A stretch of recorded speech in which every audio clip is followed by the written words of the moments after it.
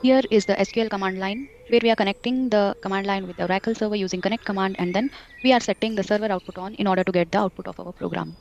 So here I have written a program here where we are declaring a variable a and assigning value to a, and then making use of a conditional statement in PLSQL where we are using if, then, and if. So this is if then conditional statement in PLSQL. So here we are giving a condition using if. So if keyword followed by the condition. Then if the condition is true, the statements to be executed will be written in the block, that is put line function we have written, and a is less than 20 we will be printing if this condition is true. And we need to end the if block using end if keyword, end space if. And then outside the if block we have dbms output.putLine, which will be printing the value of a. So this block, that is if block, will get executed only when the condition is true.